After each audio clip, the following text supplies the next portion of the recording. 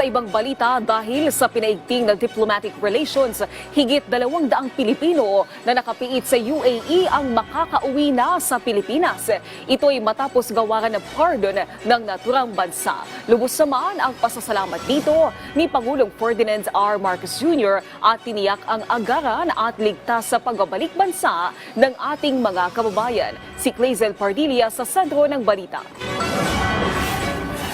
220 Pilipino na nakapiit sa United Arab Emirates ang pinalaya matapos bigyan ng pardon o patawarin ng UAE. Ipinagkaloob ang pardon sa gitna ng selebrasyon ng National Day ng United Arab Emirates, Desyembre nakaraang taon. Nagpaabot ng labis na pasasalamat si Pangulong Ferdinand R. Marcos Jr. sa Pangulo at punong ministro ng UAE. We extend, of course, our heartfelt gratitude to His Highness Sheikh Mohammed bin Zayed Al Nahyan and Prime Minister Sheikh Mohammed bin Rashid Al Maktoum, whom I also had the honor to meet for this very compassionate gesture.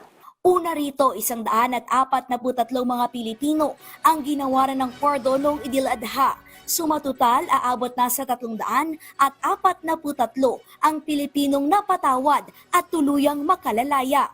Ayon sa Department of Foreign Affairs, ang pagbibigay ng pardon ay salamin sa matibay at lumalawak na ugnayan ng Pilipinas at UAE na nakabatay sa paggalang, kooperasyon at magkaparehong pananaw. Isa itong patunay ng pangako na isulong ang kapayapaan, pagkakasundo at pagbibigay halaga sa dignidad ng tao.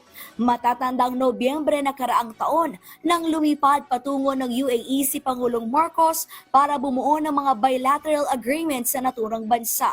Inaasikaso na ng Embahada ng Pilipinas ang mga dokumento ng mga Pinoy para mabilis na makauwi ng bansa. Sa kanilang pag-uwi, naway maging ligtas ang kanilang paglalakbay pauwi sa kanilang mahal na lupang tinubuan.